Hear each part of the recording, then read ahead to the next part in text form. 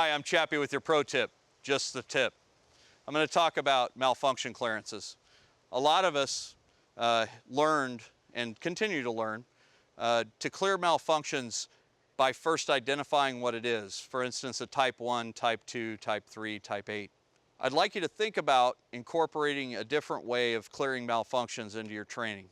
Part of the problem with gunfights is that shooting is only 10% of it. The other 90% is situational awareness, mindset, determining what you need to do, communications, etc., etc.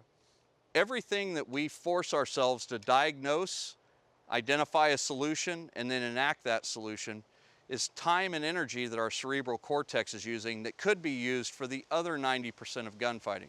I'd like you to think about what we term a progressive malfunction clearance. And I know you guys have done that before, and you're kind of doing it the same way. But I'd like you to not think about what's wrong with the gun until you have to. We've broken down malfunctions into 3 types, and those types are identified by how you clear them, not what they are. So we're cutting out 2 steps of memory resolution inside of your brain, identifying what it is and then finding the solution. What I'd like you to think about is simple, complex, and catastrophic malfunctions. A simple malfunction is fixed in a simple way. Push on the magazine, pull on the magazine, rack the charging handle, and decide if you need to shoot. We all got that. It's tap, rack, bang. You guys have done it forever. The second is a complex malfunction. Again, it's identified by what needs to happen.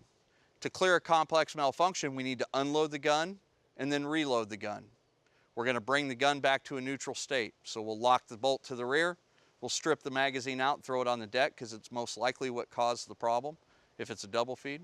We're going to sweep the magazine well up with our fingerprints towards the ejection port, push all that crap out of the gun. Then we're going to drop the bolt using the bolt catch to catch any rounds that are stuck in the chamber for a failure to extract. Now we've unloaded the gun and we've put it back into a neutral state. Now we're going to reload the gun, insert a magazine, push pull, rack the charging handle, get back into action. So that's simple and complex. Now let's talk about what I mean by catastrophic. A catastrophic malfunction is something that forces you to take your attention away from the bad guy and figure out what the hell's going on. A catastrophic malfunction can also be defined as something that requires more than a couple of seconds to clear or a tool. I'm going to show you one of the most common catastrophic malfunctions that's actually pretty easy to clear.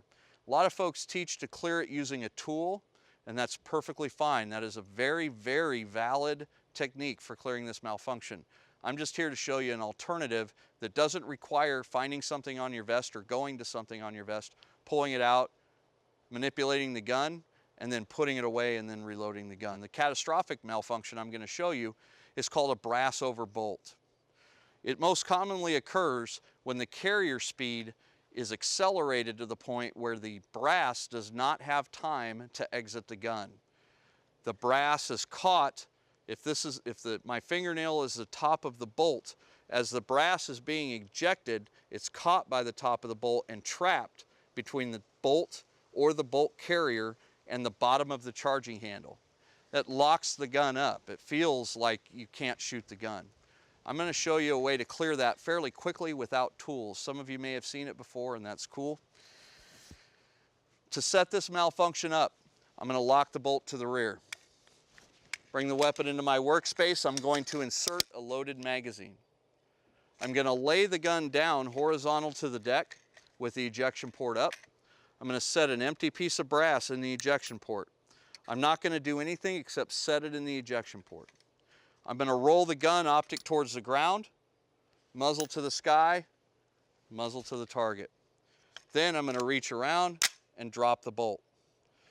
If you can see, I've created a brass over bolt malfunction. The brass is trapped between the top of the bolt and the bottom of the charging handle. To clear this malfunction, I'm going to attempt to shoot. Nothing's going to happen. I will feel a dead trigger. If you feel a dead trigger and you shoot enough, you know you can skip a simple malfunction. It needs to be dealt with like a complex malfunction. When I go to lock the bolt to the rear, I'm going to feel resistance. The bolt's not going to go all the way back. So I'm going to immediately trap the bottom of the bolt catch. What I'm doing is putting friction on the bottom of the bolt carrier group to try to make it retain its position within the upper receiver. I'm going to quickly let up with this hand and chop that forward. I'm going to release the magazine and throw it to the deck. You'll see 2 pieces of brass fell out.